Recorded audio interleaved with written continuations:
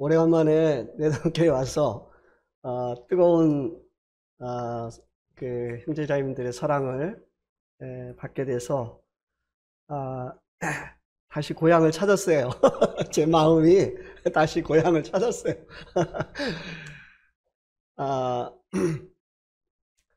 제 그 신앙의 그 변화가 사실상 지금 이제 내동교회잖아요. 전에는 대전교회였지만은 내동교회에서 제 그 신앙이 변화가 됐고 주님의 그 일꾼으로서 이렇게 삶을 시작을 했고 그리스도 안의 삶을 사는 이 삶을 시작을 했고 이 성령님께서 제 안에 충만한 삶을 시작을 한 곳이에요. 그래서 저는 이 내동 모임이 사실 잊을 수가 없는 모임이에요. 저는 사랑을 많이 받았고 우리 형제 자매님들의 열매죠. 저희 가정이. 여러분들은 그렇게 생각을 하실지 안 하실지 저는 잘 모르겠는데 제 입장에서 보면은 그렇습니다.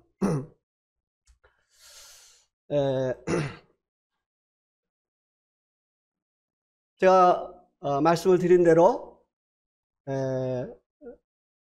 거의 제가 구원을 받고 15년 동안 주일날 빠져본 적이 없고 또 수요일날 또 이렇게 교회에서 열심히 주일학교를 하면서 섬겼지만은 제 삶에 있어서 성령님의 역사나 또한 열매가 없었어요. 그래서 한 번은 제가 이제 노량진에서 함께 주님 섬겼던 형제님이 대전을 저를 찾아왔어요. 그 당시에 그분은 이제 사역을 하고 있었어요. 어느 교회에서. 저를 찾아와서 형제님, 자기가 섬기는 그 교회에 가서 같이 주님을 섬깁시다. 이러는 거예요. 그때 저는 제 그 믿음과 신앙을 실망 가운데서 저는 살아가는 그런 때였어요. 내가 이런 상태에서 그 무엇을 할 수 없는. 그래서 제가 그 형제님한테 형제님 저는 이 사역을 할 그런 사람도 아니고 그냥 돈 벌어서 교회에서 집사로서 일꾼들을 섬기는 그러한 삶을 살아야 마땅한 그런 자입니다. 이렇게 이제 했는데, 그 이제 막 화를 내면서, 형님, 죽을 때 돈 벌어 가서 돈 가져와요? 그러는 거예요. 정말 형제님은 기대를 가지고 찾아왔는데, 제 그 모습과 그 이야기를 들을 때 실망을 하고, 이제 돌아갔어요. 저는 구원받고 나서, 제 그 비전이 이 전도자예요. 교회에 이 주님을 섬기는 같은 전도자가 제 비전이었어요. 그런데 이제 삶을 살아가고 결혼을 하고 쭉 하면서 너무 힘들고 삶이 힘들고 또 이 말씀과 성경에 있는 그 말씀과 저와의 삶은 너무 멀었어요. 그래서 이 성경은 그렇고 나는 이렇게 살아가야 되는가 보다 이렇게 생각을 했어요. 그렇지만은 저는 이제 아침에 일어나서 먼저 경건의 시간을 1시간을 하고 그 다음에 이제 오후에 한 3시간, 4시간을 이제 예배당에 가서 혼자 무릎을 꿇고 이 주님과 교제하는 시간을 갖게 됐어요. 그때 제가 말씀을 드린 대로 주님이 창세기 15장을 통해서 하나님의 약속의 하나님이라는 것을 이제 이렇게 깨닫게 해주셨고 이 믿음의 정체성을 알게 해주셨고 하나님 살아계신 것을 알게 해주셨고 이 말씀이 하나님의 약속의 말씀이라는 것 그리고 이 약속의 말씀이 이루어졌고 이루어가고 있고 성취될 수 있다고 하는 것을 저에게 다 이렇게 보여주셨어요. 하나님은 정말 살아계신 하나님이어야 밖에 하나님이어야 마땅한 이런 것을 보여주셨어요. 그때 제 마음에 어떤 마음이었냐면 그렇다면 내 인생을 하나님 앞에 드릴만 하구나. 그때 그것을 마음에 갖게 됐어요. 왜냐하면 살아계신 것을 저에게 보여주셨고 또 살아계신 하나님 말씀이 저 안에 이렇게 눈을 뜨게 하셨고 그래서 이제 그때부터 서서히 저는 이제 변화되기 시작을 했어요. 기도할 때 약속의 말씀을 의지해서 기도했고 또 이 약속의 말씀을 이루시는 그 하나님을 바라보게 됐어요.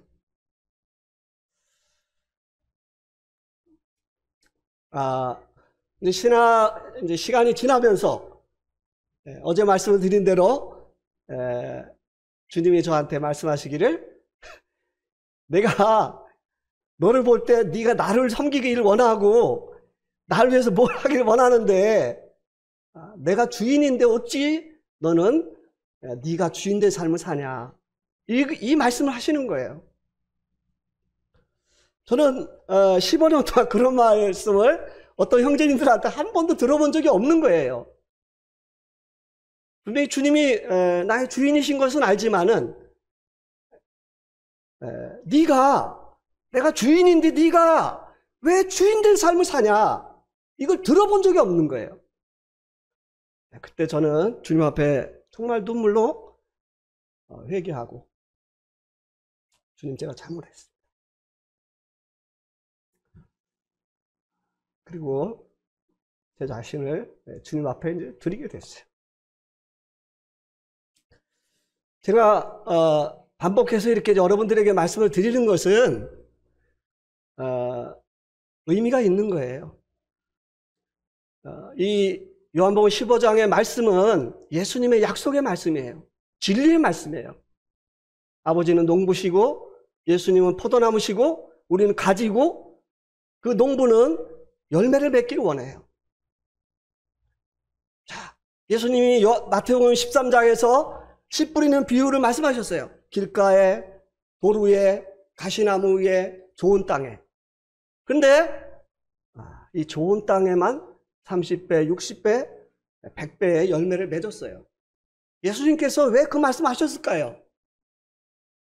우리 구원받은 성도 가운데 이 열매를 원하신다는 거예요. 이해하시겠어요? 왜 조용해요? 이해하시겠어요? 우리는 이번 성도 집회를 통해서 우리 형제자매님들 자신을 다른 사람 생각할 필요 없어요. 하나님과 나와의 관계에 있어서 내 자신을 돌아볼 수 있기를 바랍니다. 내 삶 가운데 구원받고 열매가 있는지 성령의 열매와 또 복음의 열매와 의의 열매가 있는지를 돌아보아야 돼요. 열매가 없다면 분명히 우리가 잘못되어 있는 것입니다. 내가 주인된 삶을 살고 있는 거예요. 그리고 성령님의 역사가 성령님의 내 안에 충만함이 없는 거예요. 내가 주인된 삶은 마치 무엇 같으냐면 예수님께서 말씀하셨어요. 집을 짓는데 어떤 사람은 이 모래 위에 집을 짓는 사람이 있다고 그랬어요. 근데 어떤 사람은 땅을 파고 그 반석 위에 그 집을 짓는 사람이 있는데 이렇게 풍파가 나고 이렇게 홍수가 나고 했을 때 이 모래 위에 집을 짓는 사람은 다 쓰러진다고 그랬어요. 그 집이 반석 위에 집을 지었을 때 이 어떤 어려움이 있어도 그 집은 무너지지 않는다고 그랬어요. 그 반석은 바로 누구입니까? 우리의 주 되신 예수 그리스도 위에 이 반석으로 그 위에 집을 세워야 되는 거예요. 우리의 삶을 거기에 세워야 가야 되는 것입니다. 그 다음에 위로는 그 예수님이 나의 주인된 삶으로 살아갈 때 열매 맺는 삶을 살아가야 하는 것이고, 이제 아침에 일어났을 때 우리는 주의 종으로서, 청지기로서 주인을 분명하게 만나야 되는 거예요. 여러분들이 아무리 주님을 주인으로 모시고 이제 내 자신을 드렸다 할지라도 아침에 주인을 만나지 않고 그냥 여전히 내가 좋은 대로 내 뜻대로 한다면 결국은 그것은 그리스도의 삶이 아닌 거예요. 여전히 열매 없는 삶을 살아갈 수밖에 없어요. 우리는 우리의 주인 되신 주님을 만나서 그분의 음성을 듣고 지금 그 주님은 여러분들의 사정과 여러분들이 지금 살아온 것과 지금 여러분들의 그 마음과 여러분의 환경을 다 알고 계세요. 너무너무 잘 알고 계세요. 지금 주님이 보실 때 여러분 한 분 한 분이 지금 무엇을 해야 될지 우리 주인은 다 아시는 거예요. 그분 앞에 물어보는 거예요. 주님, 나의 주인 되신 주님, 제가 모든 것을 드립니다. 주님, 제가 무엇을 해야 됩니까? 우리는 주님이 저한테 이 시험의 기간이 여러 번 있었어요. 아브라함은 시험하시잖아요. 그죠? 이 베드로를 시험하시죠? 분명히 주님이 여러분들을 시험하세요. 정말 네가 나를 네 자신을 드리고 나를 주인으로 모시고 사느냐? 그러면 이거 한번 해봐. 어떤 사람은 그것을 잘하고 통과할 수가 있어요. 어떤 사람은 여전히 이것만큼은 제가 할 수가 없습니다 하고 고집부리고 시험에서 낙방될 수도 있어요. 그렇다고 해서 여러분들이 실망할 필요가 없어요. 다시 주님 앞에 도전을 하는 거예요. 주님, 제가 잘못했습니다. 그리고 주님의 음성을 듣겠습니다. 이렇게. 오늘은 이제 세 번째 시간인데요. 하나님의 임재에 대해서 말씀을 드리겠습니다. 그래서 우리 모임의 좀 새로운 이와 같은 우리 모임의 새로운 주제가 되죠.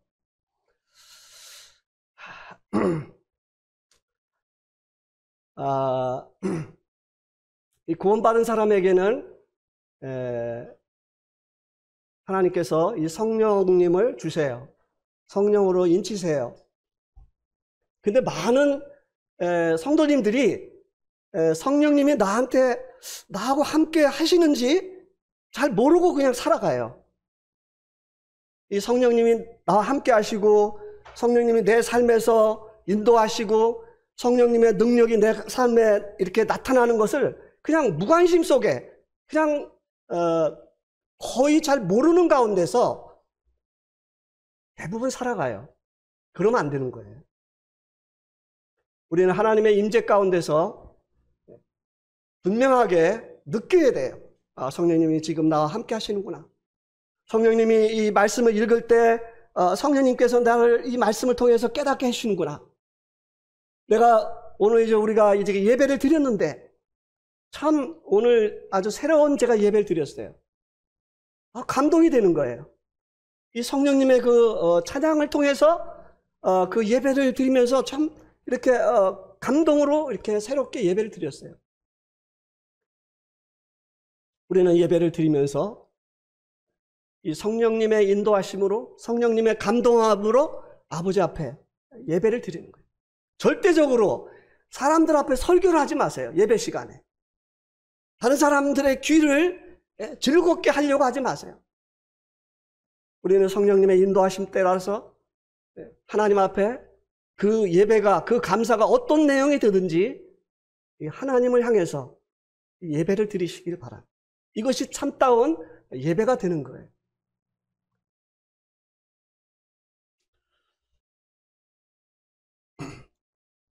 오늘 저는 본문으로 사도행전 1장 8절을 정했습니다.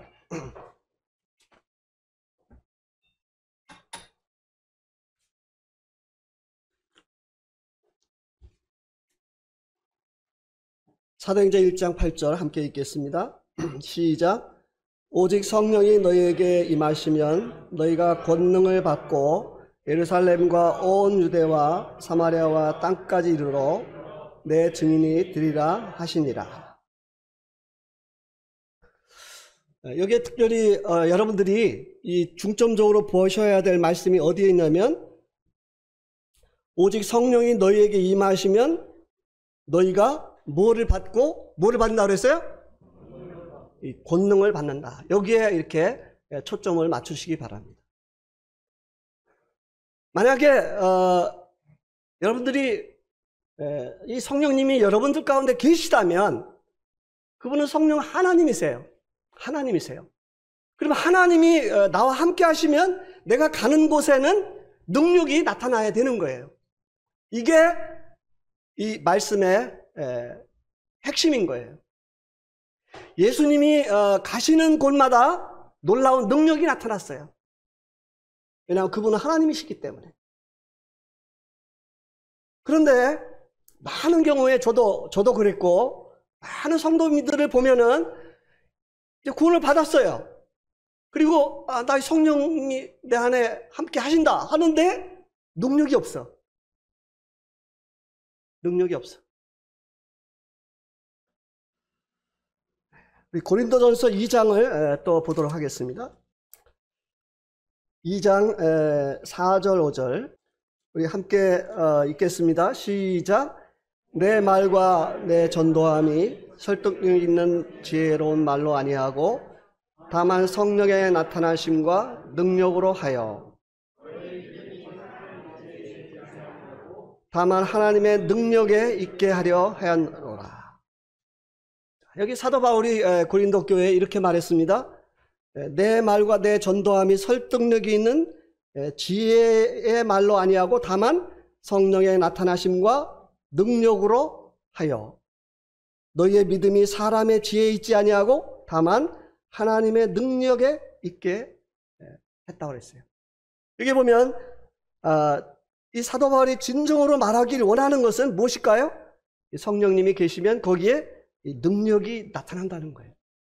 그리고 능력으로, 그 성령님의 능력으로 말미암아 이 복음, 사도 바울이 전하는 그 복음을 통해서 영혼들이 회개하고 구원을 받는다고 하는 것입니다.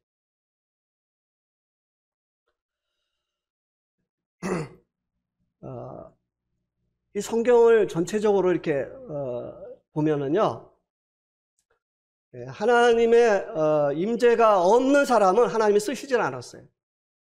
이게 성경의 신구약의 전체의 맥락이에요. 그래요, 안 그래요? 대답을 좀 크게 합시다. 그래요, 안 그래요? 이 신구약 전체의 맥락인 거예요.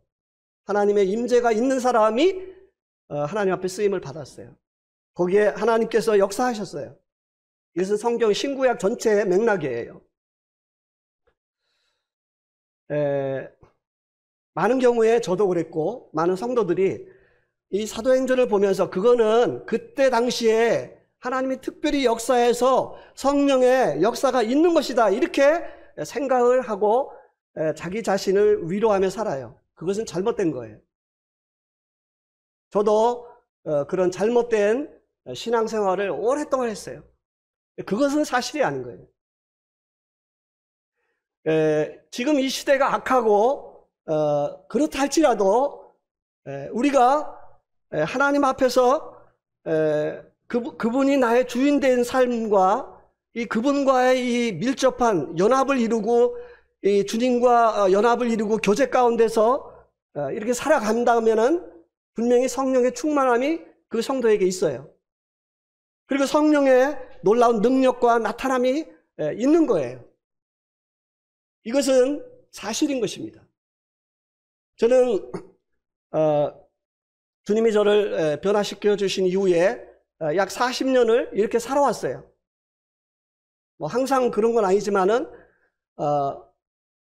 이 40년의 역사 가운데서 주님이 제 삶 가운데 이 성령님을 통해서 능력으로 영혼들을 구원하시고 또 제 삶에 있어서 주님이 함께 하시고 또 공급하시고, 제가 한 가지 이제 간증을 한번 할게요. 저희가 이제 캄보디아 선교를 갔는데, 우리 아이가 둘이에요. 아들이 있고 이제 딸이 있는데, 이제 학교를 보내야 되잖아요. 그런데, 그 당시에 이제 외국인 학교를 가보니까 한 달에 50만 원이에요. 그러면 이제 둘 보면 100만 원이잖아요. 학비가. 근데 한국에서 이렇게 성교비 오는 것이 딱 100만 원이 와요. 근데 얘들한테 학비 대주고 나면 우리 생활비가 없어요. 그래서 이제 이것을 어떻게 해야 되나 하고 이제 아이들하고 이제 상의를 했어요. 지금 학비가 한 달에 50만 원, 그 학비가 50만 원씩 100만 원인데 지금 한국에서 오는 이 성교비가 100만 원이다. 어떻게 하면 좋겠냐. 네. 그런데 이 현지 학교는 무료다. 그러니까 아이들이 똑똑하잖아요. 그죠? 눈치를 탁 채고 저희 현지 학교 가겠습니다. 그러는 거예요. 그런데 이제 현지 학교를 가보니까 현지 학교에서 외국인 학교를 받아본 적이 없는 거예요. 외국 사람을. 저희는 외국 사람이잖아요. 그래서 이제 그 교장을 이제 설득을 시켰어요. 교장 선생님, 제가 이게 캄보디아 와가지고 이런 일을 하고 있습니다. 제가 이제 그때 이제 학교를 하고 있었거든요. 이 나라 사람들을 돕기 위해서 이렇게 하고 있는데 그럼 우리 자녀를 안 받아주면 어떡합니까? 그러니까 이제 그러면 며칠 기다리라고 내가 회의를 하겠다고 그래가지고 이제 학교에서 회의를 했어요. 이 한국 사람이 와가지고 이렇게 그 NGO를 통해서 좋은 일을 하는데 애들을 받아달라고 하는데 어떻게 하면 좋겠냐. 그래가지고 처음으로 우리 아이를 그 학교에서 받아주기로 했어요. 그래가지고 이제 캄보디아 학교에 들어간 거죠. 갔는데 그 학교의 안에 엉망이에요. 칠판도 아주 엉망이고 글을 쓰면 보이지도 않고 이 모기가 그냥 이 교실 안에 잔뜩 있고 뭐 선풍기도 없고 뭐 이 형광등도 없고 애들이 학교 갔다 오면 그냥 온통 뭐 모기에 물려가지고 막 그냥 긁어가지고 상처를 내고 오는 거예요. 그런데 이제 시간이 이렇게 흘렀습니다. 흘렀는데 훈할머니가 이제 나타났거든요. 훈할머니는 일본 군인들이 우리나라 위안부를 이렇게 이 군인들을 위해서 위안부를 이제 데려갔는데 캄보디아에서 이 10명의 그 위안부가 끌려갔어요. 한국에서 캄보디아도. 그런데 그 중에 다 죽고 한 분이 남아있는 거예요. 캄보디아에. 그 한국의 위안부가. 그래가지고 이분이 이제 한국말을 다 잃어버렸어요. 그래서 이제 통역관이 필요한 거예요. 그러다가 이제 제 딸이 뭐 캄보디아 현지에 이제 이렇게 학교를 다녔으니까 뭐 사투리도 알고 또 이제 말을 선교사들이 많이 있지만은 저희 딸만큼 다른 이 선교사들 중에서도 우리 딸만큼 캄보디아 말을 잘하는 사람이 없어요. 그래서 이제 그 한국일보 기자가 저한테 연락이 와가지고 통역을 하기 시작했어요. 그래가지고 이제 한국일보에서 MBC에서 이제 훈할머니를 초청했는데 이제 통역관이 같이 가야 되는 거예요. 그래가지고 저희 자매하고 제 딸이 이제 한국을 이렇게 오게 됐던 거죠. 제 딸은 이제 나이가 아주 어린 그러한 이제 중학생이에요. 그런데 이제 그 김포 이제 공항에 이렇게 내리는데 기자가 거의 한 300명이 와 이렇게 몰려가지고 이제 묻는 거예요. 할머니 한국에 오신 기분이 어떠십니까? 지금 한번 소감 말씀해 주세요. 이제 그러는 거예요. 이제 우리 딸이 이제 통역을 하는데 통역을 하잖아요. 그러다가 할머니가 졸도해 버렸어요. 이렇게. 그러니까 통역할 일이 없는 거예요. 이제. 그래가지고 이제 한국일보에서 저희 딸과 이제 아내를 서울에 가장 좋은 호텔에다가 다 이렇게 모시고 거기서 호텔에서 그런 호텔에서 이렇게 며칠을 이제 거하게 됐어요. 그래가지고 이제 큰할머니가 가족을 찾고 얘가 이제 이렇게 이제 비행기를 타고 이제 캄보디아로 이제 돌아오는 거죠. 그 비행기 안에서 주님께서 우리 딸에게 뭐라고 했냐면 그동안 고생이 많았다. 그 공부하냐고 내가 너와 함께하고 내가 너를 다 보고 내가 너를 부른 거다. 그래서 우리 딸이 이제 막 감사가 되는 거예요. 그래가지고 이제 한국에서 통역을 하면요 그냥 하는 게 아니에요. 통역비를 다 줘요. 거의 2천만 원을 그 통역비를 벌었어요. 2천만 원을. 그 당시에 2천만 원이면 아주 거금이죠. 근데 이제 한국에 캄보디아 와가지고 저한테 2천만 원을 딱 이렇게 우리 딸이 주면서 아빠 성교비를 쓰세요. 그리고 돈을 딱 주는 거예요. 얼마나 놀랍습니까? 그리고 나서 한국에 IMF가 터졌어요. IMF가 터져도 저희는 상관이 없어요. 이미 2천만 원이 다 이렇게 하나님이 공급하셔가지고 걱정이 없는 거예요. 그 이후에 이제 고등학교 다니면서 그 친구들이 수능 이제 시험 준비를 하는데 얘는 생각을 하는 거죠. 과연 내가 어느 대학교를 갈 수 있을까? 집에 와서 막 눈물을 흘리는 거죠. 저희는 부모로서 답답하죠. 사실 캄보디아의 그 교육이 열악하기 때문에. 근데 그 이제 막 눈물을 흘리고 걱정하는데 대사관에서 전화가 온 거예요. 전두환 대통령이 캄보디아에 이렇게 오시는데 통역관이 필요하다는 거죠. 그래가지고 제가 이제 우리 딸하고 상의를 안 하고 좋습니다. 통역하겠습니다. 그러는 거예요. 근데 저희 딸한테 이야기하니까 막 화를 내는 거예요. 자기하고 상의도 없이 아빠가 왜 일방적으로 이렇게 결정을 하냐고. 나는 좋아가지고 막 했는데 얘는 이제 막 부담이 되는 거예요. 대통령이 오니까 그 높은 사람을 통역하는데 얘가 부담이 되잖아요. 어리니까. 그래서 걱정하지 마라. 내가 같이 가고 기도할게. 주님이 너와 함께 하시면 문제가 없어. 그래가지고 이제 같이 기도를 하고 이제 그 한국 사람이 이제 운영하는 약 한 7천 명이 되는 그 공장에 공원들을 7천 명을 다 이렇게 앉혀놓고 이 전 대통령이 이제 연설을 하는 거죠. 근데 이제 그 유미가 옆에 싹 서가지고 뭐 동시통역을 막 탁탁탁 나가는 거예요. 그러니까 이 전 대통령이 얘가 어린데 어떻게 이렇게 통역을 하는가. 그 옆에 이렇게 그 옛날에 전 대통령을 모셨던 청와대 장관들 30명이 쫙 따라왔어요. 옆에 딱 앉아 있는 거예요. 이 장관들도 보면서 저 어린애가 어떻게 저렇게 통역을 잘하고 저러나 하나? 그래가지고 이제 연설을 마치고 이제 그 사장님 사무실로 가가지고 거기 캄보디아 이제 경제부 장관이 이렇게 왔어요. 와가지고 이제 전 대통령 앉고 경제부 장관 이렇게 통역이 이제 옆에 이렇게 앉았죠. 근데 경제부 장관하고 이렇게 대화를 해야 되는데 전 대통령이 아니 너 여기 어떻게 왔어? 네 아버지 뭐해? 그러는 거예요.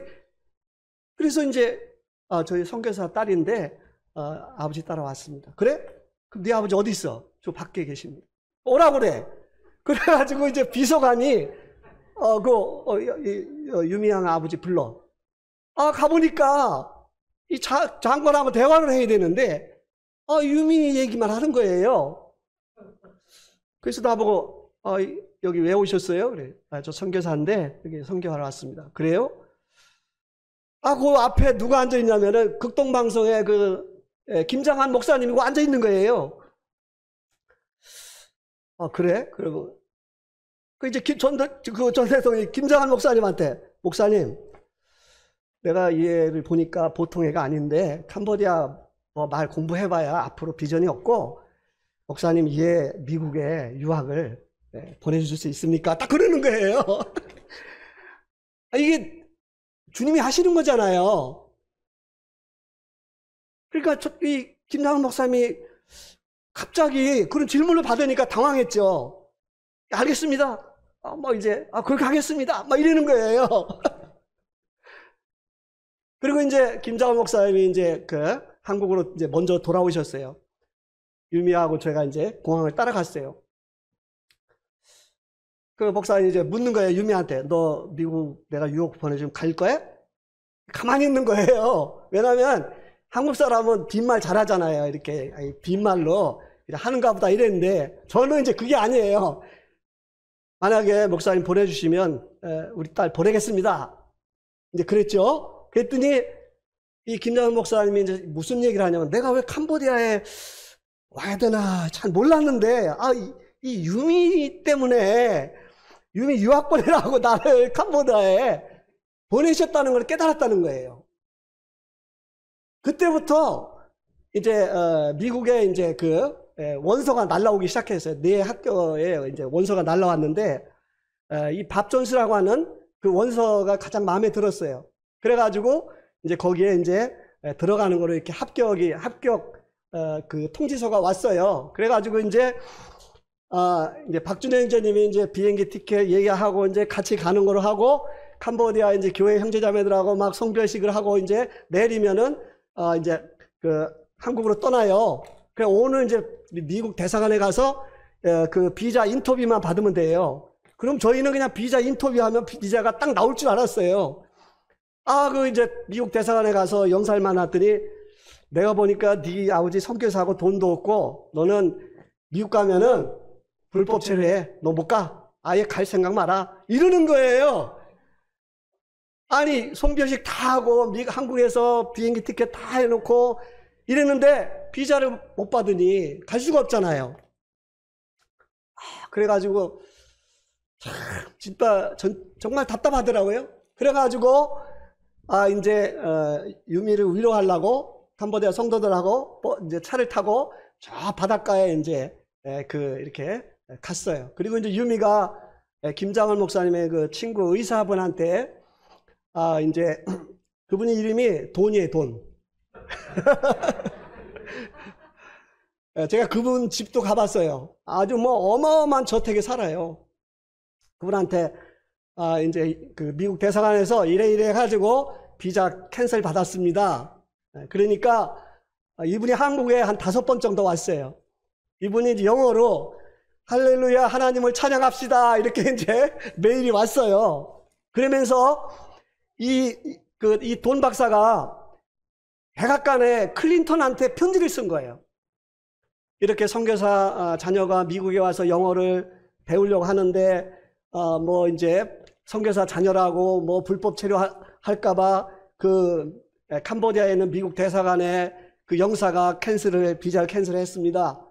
만약에 돈이 필요하면 내가 될 것이고 보호자가 되면 내가 될 것이고 나는 이 옛날에 케네디 대통령이 말씀한 이 국민을 위해서 국가를 위해서 이렇게 헌신하겠습니다 하는 그 말을 나는 늘 생각하고 이렇게 살아오는 사람입니다 하니까 백악관에서 이제 그 편지를 딱 이제 그 비서관이 보고 이제 그냥 그것을 딱 보고 전화를 딱 걸은 거죠. 백악관에서 클린턴 비서관이 캄보디아 미국 대사관에 그 영사한테 딱 전화를 한 거예요. 전화를 해가지고 코리안 그 김유미 양을 비자를 주라.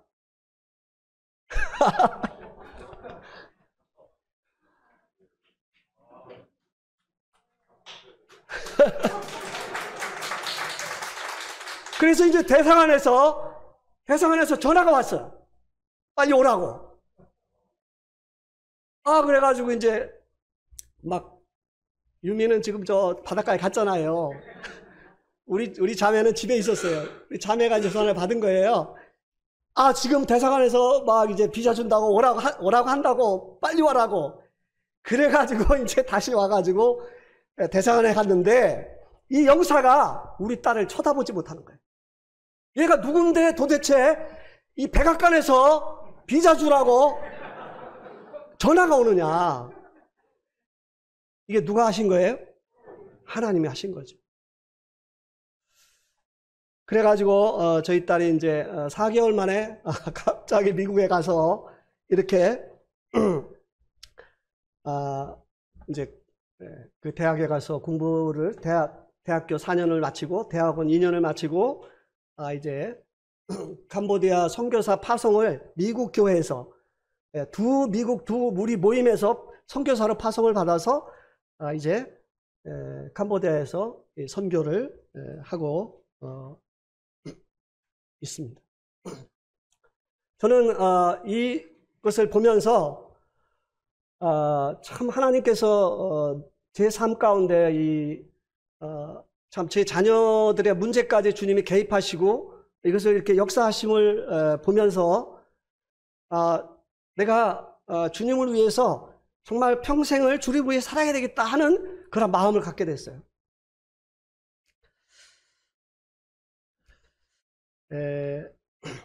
이 시간에는 모세에 대해서 좀 얘기를 하겠습니다. 여기까지만 하고요. 이 시간에는 특별히 하나님의 임재에 대해서 제가 말씀을 드리고 있어요.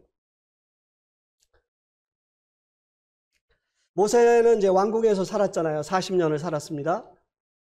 그리고 이제 모세가 자기가 이제 이스라엘 백성이라는 것을 알고 모세는 내가 그러면 이스라엘을 구원하는 그러한 일을 해야 되겠다 이런 생각을 했어요. 그래서 이 모세가 이제 일을 시작을 했는데 이제 밖에 나가 보니까 애굽 사람하고 이제 애굽 사람이 이 이스라엘 사람을 이렇게 폭력을 행하는 거죠. 그래서 이 모세가 그 애굽 사람을 죽이고 이렇게 이제 흙에 파묻었어요. 그 다음 날 또 가니까 그 이스라엘 사람끼리 다투는 거예요. 그러니까 이들이 왜 다투느냐? 그러니까 누가 당신을 우리의 재판장이요 우리의 감독자로 삼았습니까? 하니까 이제 모세가 이제 겁이 난 거죠. 이제 어제 사람 죽인 것처럼 우리 죽이려고 합니까? 그러니까 모세가 두려워서 이 미디안 광야로 이렇게 도망을 가는 모습이 출애굽기에서 말씀을 하고 있습니다. 하나님의 일은 사람이 하는 게 아니에요. 하나님이 하셔요. 하나님께서 이 사람을 통해서 하세요. 이 성령님이 없이 내가 어떤 학문이나 어떤 열심으로 이 하나님의 일을 한다고 해서 되는 것이 아니에요. 여기는 하나님의 임재가 필요한 것이죠. 이 모세는 미디안 광야에 가서 40년을 이렇게 양을 치는 목자로서 이렇게 훈련을 받았습니다. 그 후에 이제 나이가 이제 80세가 됐어요. 80세가 됐을 때 비로소 하나님께서 이 모세를 만나 주셨어요. 우리 찾아보겠습니다. 출애굽기 3장을 보겠습니다.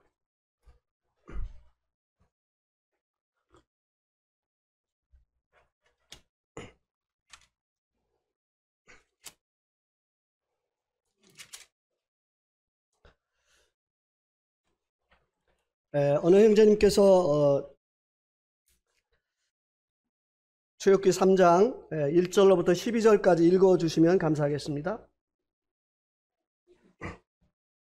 모세가 그의 장인 미디안 제사장 그들의 양떼를 치더니 그 떼를 광야 서쪽으로 인도하여 하나님의 산 호렙에 이름에 여호와의 사자가 떨기나무 가운데로부터 나오는 불꽃 안에서 그에게 나타나시니라. 그가 보니 떨기나무에 불이 붙었으나 그 떨기나무가 사라지지 아니하는지라. 이에 모세가 이르되 내가 돌이켜 가서 이 큰 광경을 보리라. 떨기나무가 어찌하여 타지 아니하는고 하니 그때 여호와께서 그가 보려고 돌이켜 오는 것을 보신지라. 하나님이 떨기나무 가운데서 그를 불러 이르시되 모세야 모세야 하시매 그가 이르되 내가 여기 있나이다. 하나님이 이르시되 이리로 가까이 오지 말라. 내가 선 곳은 거룩한 땅이니 내 발에서 신을 벗으라. 또 이르시되 나는 내 조상의 하나님이니 아브라함의 하나님, 이삭의 하나님, 야곱의 하나님이니라. 모세가 하나님 배우기를 두려워하여 얼굴을 가리매 여호와께서 이르시되 내가 애굽에 있는 내 백성의 고통을 분명히 보고 그들의 감독자로 말미암아 부르짖음을 듣고 그 근심을 알고 내가 내려가서 그들을 애굽인의 손에서 건져내고 그들을 그 땅에서 인도하여 아름답고 광대한 땅, 젖과 꿀이 흐르는 땅, 곧 가나안 족속, 헷 족속, 아므리 족속, 그리스 족속, 히위 족속, 여부수 족속의 지방에 데려가려 하노라. 이제 가라. 이스라엘 자손의 부르짖음이 내게 달하고 애굽 사람이 그들을 괴롭히는 학대도 내가 보았으니 이제 내가 너를 바로에게 보내어 너에게 내 백성 이스라엘 자손을 애굽에서 인도하여 내게 하리라. 예, 12절까지 읽어주시고. 모세가 하나님께 아뢰되 내가 누구에게 바로에게 가며 이스라엘 자손을 애굽에서 인도하여 내리니까 하나님이 이르시되 내가 반드시 너와 함께 있으리라. 내가 그 백성을 애굽에서 인도하여 낸 후에 너희가 이 산에서 하나님을 섬기리니 이것이 내가 너를 보낸 증거니라. 네, 감사합니다. 이게 이제 80년을 이제 모세가 이제 80년이 됐을 때 비로소 하나님께서 이 시내산에서 이 모세를 가시떨기 나무 가운데서 만나 주세요. 그때 비로소 처음으로 모세는 80년간에 하나님을 만난 적이 없어요. 하나님의 임재가 처음으로 그에게 임했던 것입니다. 그래서 하나님께서 말씀하시기를 나는 아브라함의 하나님, 이삭의 하나님, 야곱의 하나님이다. 나는 스스로 있는 자다. 그러면서 이 모세는 처음으로 하나님을 만났고 하나님께서 그에게 이 성령으로 이렇게 인치셨던 것을 볼 수가 있습니다. 여기에 놀라운 것은 하나님께서 모세에게 내가 선 그 땅은 거룩하니 내 발에 신을 벗으라 하는 것은 영적으로 어떤 의미를 말하냐면 이 우리의 주권을 우리의 이 신발을 벗는다고 하는 것은 우리의 주권을 하나님 앞에 이렇게 넘기는 것을 말씀하고 있어요. 주님을 나의 주인으로 모시는 것을 말하는 거예요. 이제 모세는 그때로부터 하나님을 만난 하나님의 임재가 그에게 임한 그때로부터 정확히 40년을 놀라운 하나님의 인도함을 받았고 그리고 하나님의 쓰임을 받았고 하나님께서 그를 통해서 이스라엘을 애굽에서 이끌어 주셨고 광야의 40년을 주님께서 이 모세를 통해서 놀라운 역사를 이루셨어요. 자, 따라서 합니다. 성경의 인물은 모델이다. 그 속에 내가 들어가야 된다. 이것을 우리 형제자님들이 늘 생각하시길 바랍니다. 성경의 이 인물들은요, 모델이에요. 그 속에 내가 들어가야 되는 거예요. 이 모세는 하나님의 임재가 없이 자기가 하나님의 일을 하려고 했을 때 실패했잖아요. 그죠? 하나님이 그와 함께 하셨을 때 놀라운 역사가 일어난 거예요. 우리 사도 바울을 한번 생각해 보겠습니다. 사도행전 9장을 보겠습니다. 사도행전 9장 3절로 6절을 언어 형제님 읽어주시면 감사하겠습니다. 사울이 길을 가다가 담메색에 가까이 들었는데 소련이 하늘로부터 그를 불렀습니다. 땅에 엎드려져 주매 소리가 있어 이르되 보시되 사울아 사울아 내가 어찌하여 나를 박해하느냐 대답하니 주여 그 신이니까 이제 나는 내가 박해하는 예수라 너는 일어나 시내로 들어가라 내가 행할 것을 내게 이를 자가 있느냐. 이 사도 바울은 이제 전 이름이 사울이에요. 이 사도 바울이 하나님의 일을 하나님의 임재가 없이 하나님을 만난 적이 한 번도 없이 그는 구약 성경을 너무너무 잘 알죠. 자기는 하나님의 종이라고 생각을 했어요. 내가 이제 하나님의 일을 해야 되겠다 생각했어요. 그렇지만 교회를 핍박하고 사람들을 죽이는데 함께하고 그는 하나님의 일을 하는 것이 아니고 교회를 핍박하고 하나님을 대적하는 일을 했던 것입니다. 우리가 이 하나님의 성령님의 그 성령님께서 나와 함께 하심을 알고 그분의 충만함이 있는 가운데서 우리가 성령님의 인도하심으로 이렇게 하지 않으면 결국 이 교회에 어려움이 되는 거예요. 그리고 성도들에게 어려움이 되는 거예요. 하나님께 어려움이 되는 거예요. 그래서 이 다메섹을 가다가 거기서 예수님께서 빛을 비추시고 사울아 사울아 어찌하여 네가 나를 핍박하냐? 누구시니까? 나는 네가 핍박하는 예수다.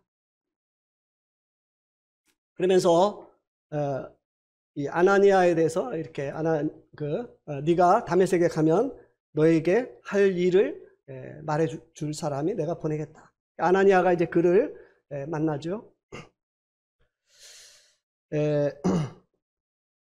이 사도행전 그 13장에 보면은 우리 사도행전 13장 1절로 4절을 또 어느 형제님 읽어주시면 감사하겠습니다.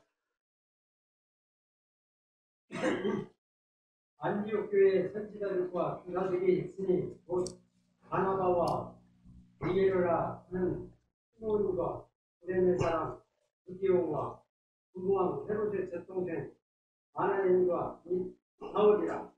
그를 섬겨 금식할 때에 성령이 가라사대 내가 불러 시키는 일을 위하여 바나바와 사울로 따로 세우라 하시니 이에 금식하며 기도하고 그 사람에게 안수하여 보낸다.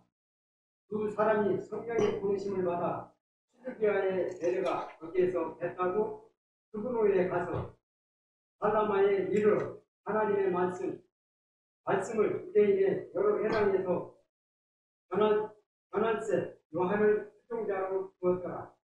온 성 가운데로 지나서 바보에 이르러 바예수라 하는 유대인 거짓 선지자 박수를 만나니. 네, 됐습니다. 이 사도 바울이 이제 이 성령님의 인치심을 받고 난 다음에 이제 그 바나바가 다소로 가서 이 사도 바울을 이제 이렇게 불러가지고 안디옥에서 이제 이렇게 함께 주님을 섬기고 그곳에서 말씀을 전하고 그런 가운데 하나님께서 이 성령님께서 역사하셔서 이 바나바와 이제 사울을 이렇게 따로 세우시는 것을 보고 이 바나바와 이제 이 사도 바울이 그 전도의 여행을 떠나는 모습을 볼 수가 있습니다. 그 이후에 이 사도 바울의 그 생애 동안에 이 사도행전과 이 서신서를 이렇게 보면은 이 성령님께서 사도 바울을 사용하셔가지고 많은 영혼들이 구원을 받았고 교회가 세워졌고 이 신약교회의 이 진리의 터를 세우는 그것도 놀라운 쓰임을 이 사도 바울이 받았던 것을 보게 돼요.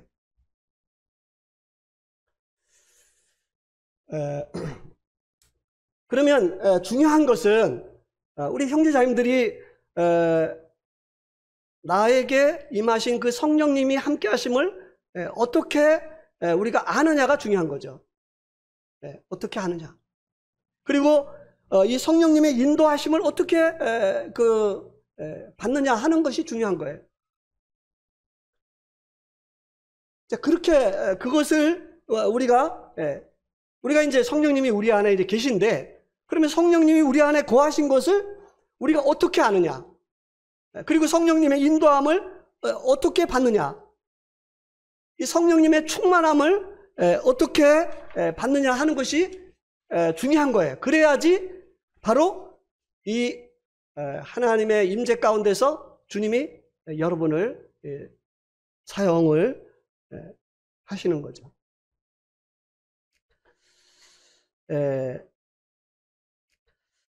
이 고린도전서 1장을 보겠습니다. 1장 9절. 우리 함께 읽겠습니다. 고린도전서 1장 9절을 함께 읽도록 하겠습니다. 찾으셨죠? 시작. 너희를 불러 그의 아들 예수 그리스도 우리 주와 더불어 교제하게 하시는 이는 하나님 미쁘시도다. 너희를 불러 그의 아들 예수 그리스도 우리 주와 더불어 교제하게 하시는 하나님은 미쁘시도다. 그 다음에 이제 한 장 더 보겠습니다. 히브리서 4장을 보겠습니다. 히브리서 4장 16절 함께 읽겠습니다. 시작.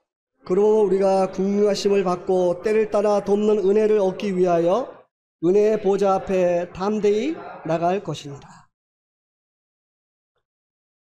이 때를 따라 돕는 은혜를 얻기 위하여 은혜의 보좌 앞에, 이 하나님의 보좌 앞에 나가는 거죠. 이 고린도전서 1장은 이 교제에 대해서 말씀하고 있고, 이 히브리서 4장 6절에서는 우리의 그 능력을 나타나시는 데는 이 주님의 보좌 앞에 주님과의 교제를 통해서 온다는 것입니다. 그러면 저는 이제 제가 이제 대전에서 있을 때 처음에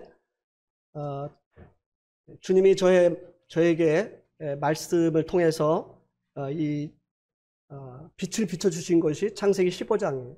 15장 12절로부터 21절의 말씀이에요. 그리고 그 이후에 주님께서 말씀을 계속해서 이렇게 주셨어요. 그러면서 제가 이 주님과 이 교제를 하면서 무엇을 처음으로 깨달았냐면 성령님께서 나에게 이 기쁨을 주시는 것을 보았어요. 그리고 성령님께서 나에게 이 말씀을 이렇게 눈을 열어서, 제 눈을 열어서 이 말씀을 깨닫게 하시는 것을 보았어요. 우리 시편 말씀을 보겠습니다. 시편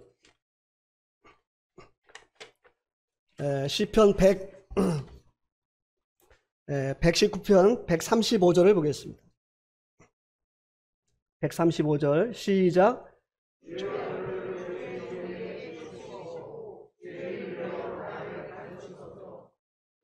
예, 한 절을 읽겠습니다. 그 다음에 18절을 또 보겠습니다. 18절.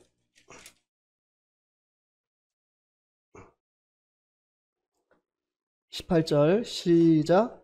내 눈을 열어서 주의 법에서 놀라운 것을 보게 하소서. 그 다음에 이제 예배소서 말씀을 보겠습니다. 예배소서 1장 17절 말씀을 보겠습니다. 1장 17절부터 19절까지 함께 읽겠습니다. 예배소 1장 17절 시작. 우리 주 예수 그리스도의 하나님 영광의 아버지께서 지혜와 계시의 영을 너희에게 주사 하나님을 알게 하시고 너희 마음의 눈을 밝히사 그의 부르심의 소망이 무엇이며 성도 안에서 그 기업의 영광의 풍성함이 무엇이며 그의 힘의 위력으로 역사하심을 따라 믿는 우리에게 베푸신 능력의 지극히 크심이 어떠한 것을 너희로 알게 하시기를 구한다. 이 사도 바울은 예배소 교회 성도들이 이러한 사람이 되길 원했어요.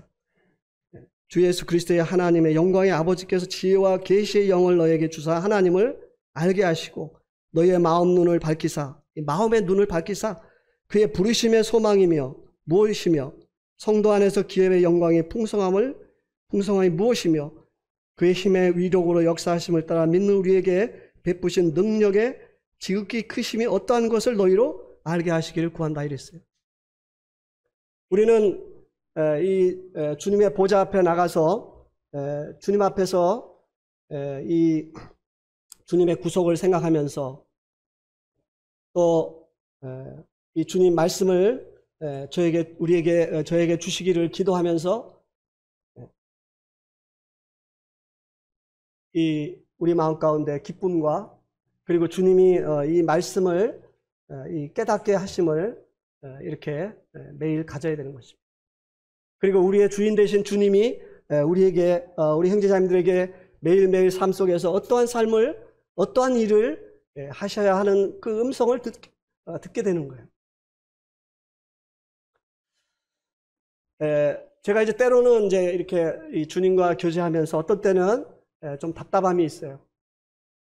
그럴 때는 주님 앞에서 제가 잘못한 것이 무엇인지, 제 육신적으로 하는 것이 무엇인지 이렇게 기도하면서 성령님께서 이렇게 저를 깨닫게 해주시기를 기도하면서 주님 앞에 그 잘못을 이렇게 자백을 드리게 돼요. 그러면서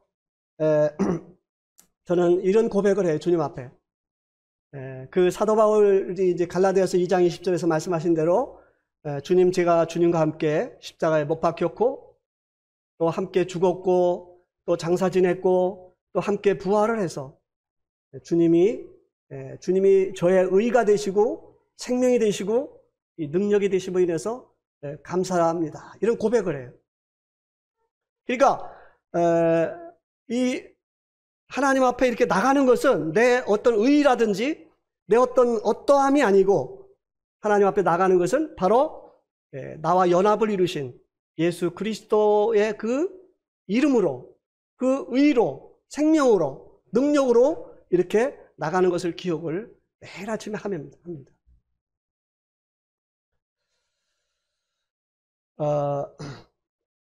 이렇게 삶을 살면서 주님이 제 삶 가운데 영혼들에게 복음을 통해서 구원받게 하시고 주님이 저한테 제가 드려지는 그 기도가 응답이 되고 이 성도들의 이렇게 말씀과 교제를 통해서 이렇게 영적으로 세워지고 이러한 삶을 이렇게 지금까지 이제 40년을 살아왔습니다. 우리 사랑하는 형제자님들이 오늘 이 시간에 다 말씀을 드릴 수 없지만은 중요한 것은 이 성경 전체를 통해서 보면은 이 하나님의 임재가 없는 사람은 하나님 쓰시지 않았어요. 이 하나님의 이 모세도 그랬고 사도 바울도 그랬고 다윗 왕도 그랬고 또 이 사도들도 그랬고 이 사도들이 예수님이 승천하시고 난 다음에 오순절날 그들에게 성령이 임했어요. 그리고 그들이 기도했을 때 이 성령의 충만함을 받았어요. 그리고 성령님의 이렇게 인도함을 받는 것을 볼 수가 있어요. 우리 형제자님들이 이와 같이 정말 자신이 이 성령이 나와 함께 하시는 것을 경험하고 또 성령님의 이 능력을 경험하고 그리고 성령님의 인도하심을 경험하고 또 성령을 통해서 이 말씀을 깨닫는 것을 경험하고 이렇게 됐을 때 분명히 하나님께서 우리 사랑하는 형제 자매들을 통해서 이 놀라운 능력을 나타나시고 하나님이 여러분들을 정말 새롭게 하시고 쓰임을 받게 될 것이다 하는 것을 의심하지 않습니다. 이 사도들이 이 성령을 받지 않았을 때는 막 두려워하고 염려하고 유대인들을 두려워하고 또 그들을 통해서 이 구원의 역사가 없었어요.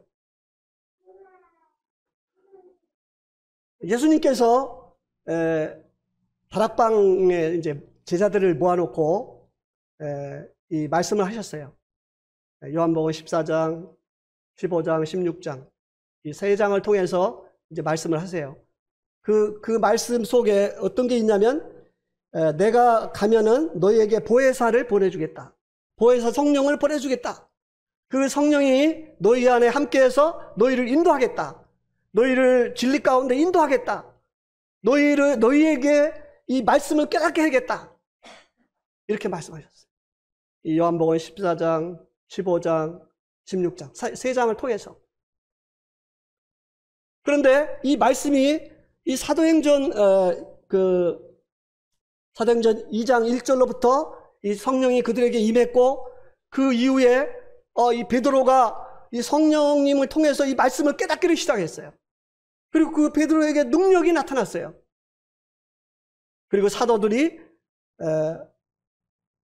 동일하게 이 하나님 성령의 인도하심으로 하나님의 임재 가운데 놀라운 역사를 이루신 것을 볼 수가 있어요.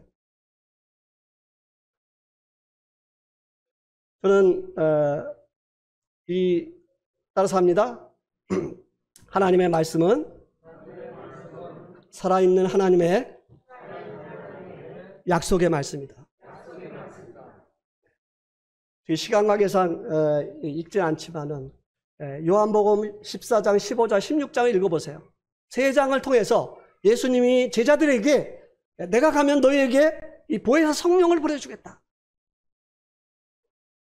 이렇게 말씀하셨어요. 그대로 이 사도행전을 통해서 그대로 성령님이 그들에게 임했습니다. 그리고 그들이 성령의 능력과 인도하심으로 이렇게 살았던 것을 볼 수가 있어요. 그러면 그거는 그 초대교회 그분들에게만 필요한 걸까요? 오늘날 살아가는 우리에게는 그것이 관계가 없는 걸까요? 어떻게 관계가 있어요, 없어요? 관계가 있는 거예요. 우리는 이제 첫날은 이제 이 하나님의 약속에 대해서 또 그리스도 안에 이튿날은 그리스도 안의 삶에 대해서 오늘은 단계를 좀 많이 높였죠. 단계를 정말 상당히 많이 높였어요. 이것은 사실 이 장로들이 들어야 되는 말씀인 거예요. 이 말씀은 사실 우리 형제자매들이 듣기에 참 쉬운 말씀은 아닌 거예요. 그런데 우리 형제자매들이 이 말씀을 들어야 되는 거예요. 듣고 이 말씀을 비춰서 내 자신을 돌아봐야 되는 거예요. 그리고 여전히 여러분들도 동일하게 이 성령님의 함께 하심과 또 성령님의 충만함과 인도하심과 능력을 경험해야 되는 거예요. 우리의 삶 속에서. 이 하나님의 임재가 없이는 절대적으로 여러분이 쓰임을 받을 수가 없어요. 이것이 성경의 말씀인 거예요. 하나님의 말씀인 거예요. 저는 매일 아침 이렇게 주님을 만납니다. 그리고 성령님이 나와 함께 하심을 이렇게 느껴요. 그리고 이제 삶을 살면서 이 성령님께서 인도하심과 성령님의 능력을 이렇게 경험하는 거예요.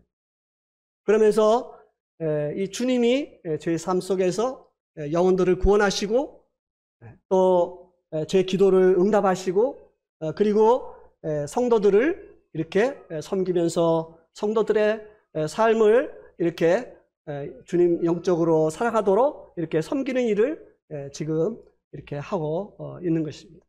이것은 여기서 제가 끝날 일이 아니에요. 저도 역시 계속해서 주님 앞에 무릎으로써 이렇게 쭉 계속 제 주님 앞에 갈 때까지 삶을 살아가야 하는 것이죠. 기도하겠습니다.